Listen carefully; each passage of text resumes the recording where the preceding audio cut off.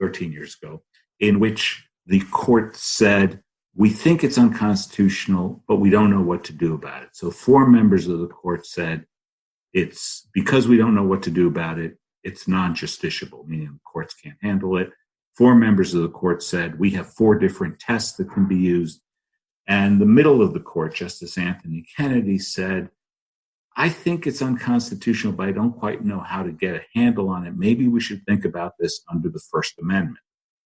And so for about a 10-year period, litigants were trying different First Amendment theories in one court after another around the country. When I teach this to my students, I draw the analogy to the 1990s very popular sitcom called Friends. And I explained to them that the main tension in Friends was whether Ross and Rachel would ever get back together, and that they ran that for a very successful 10-year run.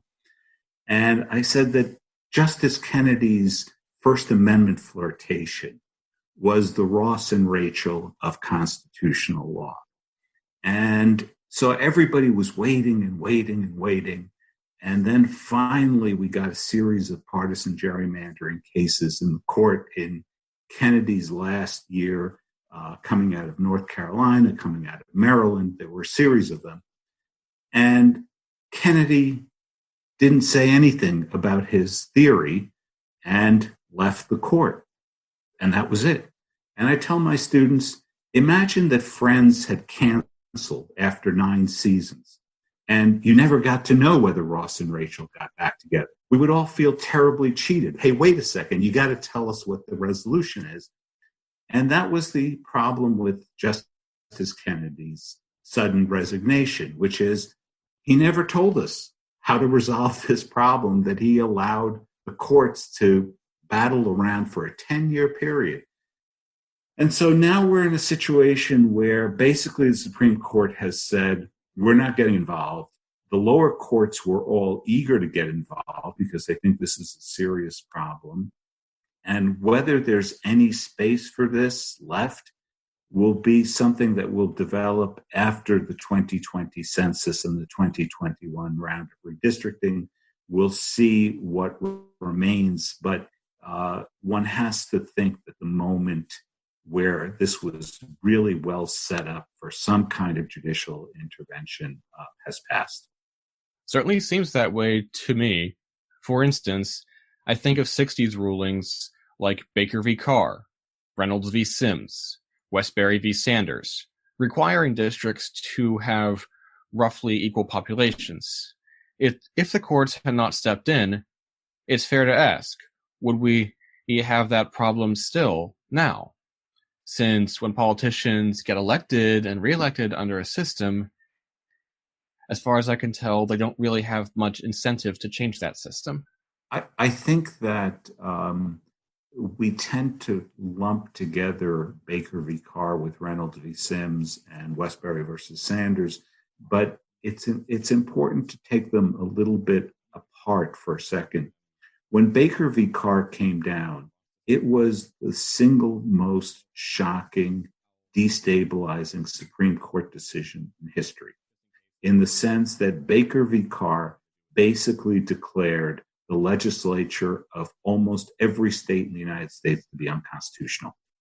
It was just an extraordinary ruling.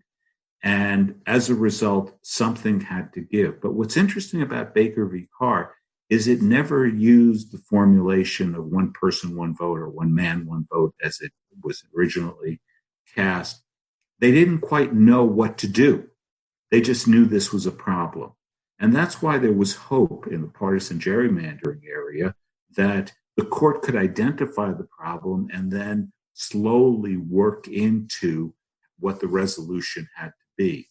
And only a couple of years later, in the cases you mentioned, Westbury and in Reynolds, did the court start to push toward a mathematical formulation of one person, one vote.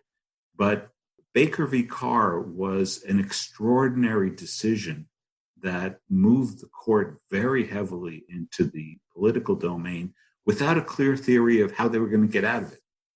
Interesting. which I guess is why Justice Frankfurter said we shouldn't enter that political thicket, even though, of course, he ended up losing that case and saying it in dissent. Well, he first won that case in 1957. When he first articulated that principle, that was to rule out any kind of judicial review of the Illinois state legislation. So for a long period of time, Frankfurter was in control on that question, and only later did he move into dissent once the Warren Court consolidated around the idea that this kind of malapportionment was a huge constitutional affront. Indeed, when Warren was interviewed by the New York Times upon his retirement in 1968 and asked what was the most significant opinion of his tenure, he said Baker v. Carr, because he thought that not only would that break up the encrusted white democratic power in the South, he thought that an opened up political system would address Black inequality, wealth inequalities. So this was a moment of tremendous import and pride for him.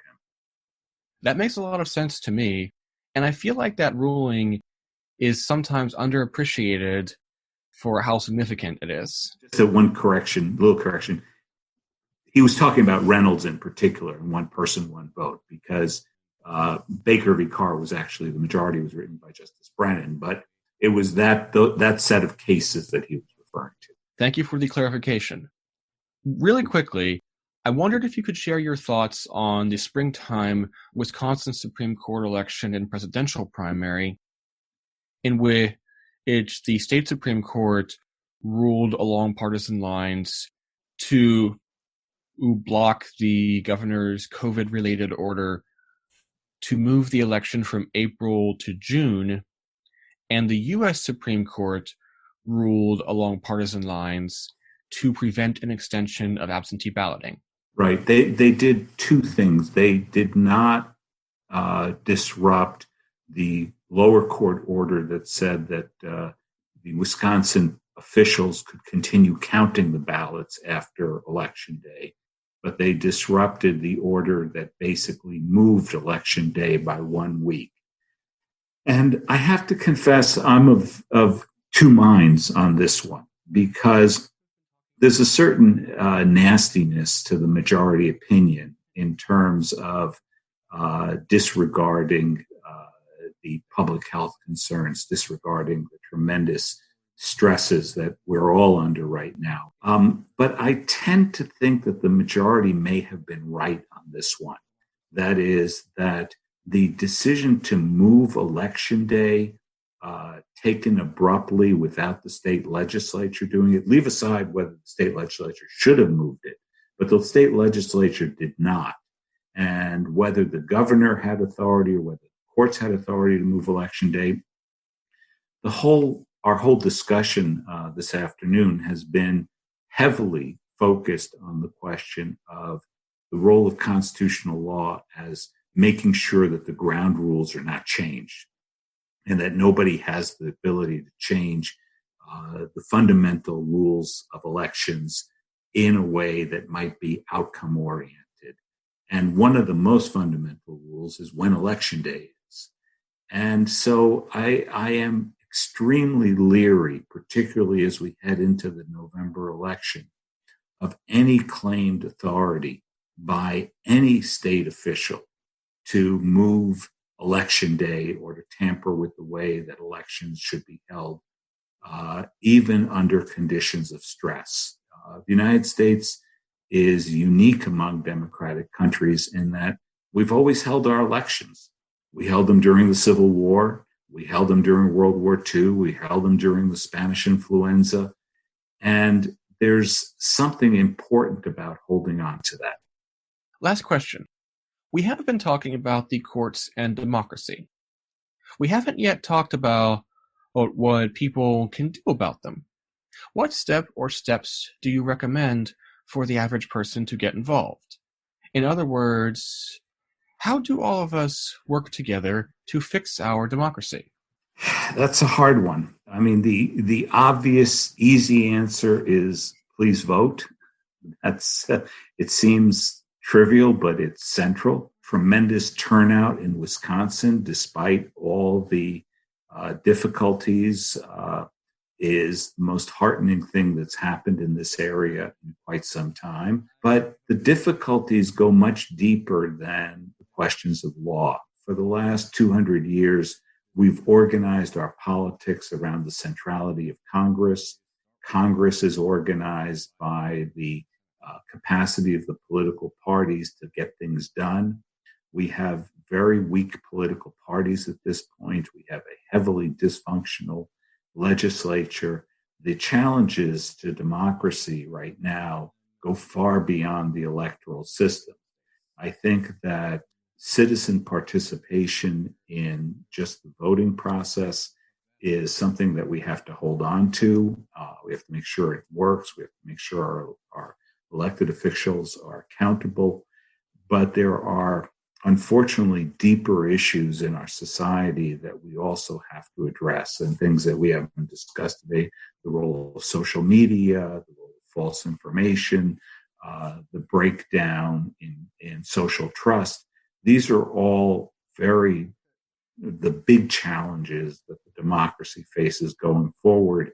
And what we've discussed thus far today is mostly on just making sure that the simplest mechanisms of democratic accountability are preserved, that is, vibrant elections. And so thank you very much. So that's all the time we have for today.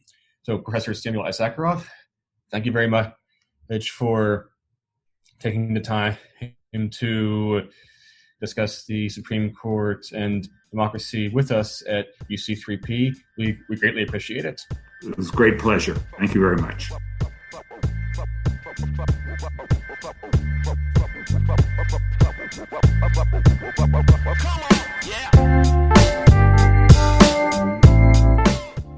And that's a wrap on another episode of UC3P. Credits go to Olu Ogidan for co-producing, Andrew Wise for interviewing, David Raban for co-producing and engineering, and me, Siddhant Wadera, for editing. Our assistant production managers are Jack Emery, Ioana Lapuri, and Sam Mardiala. Our finance director is Aishwarya Kumar. Our communications director is Olu Ogidan. And our publisher is Yi-Ning Wang. Our intro music is Knockout 2 by Datubi, and our outro music is Yes Yes Y'all by Matt Large. Our cover art was designed by Shirin Raban. Please visit us on our website, uc3p.org. If you like what you heard, please don't forget to rate, review, and subscribe on your favorite podcast platform. My name is Siddhant Wadera, and the main page will be back next week with Mark Joseph Stern for episode 2 of this miniseries.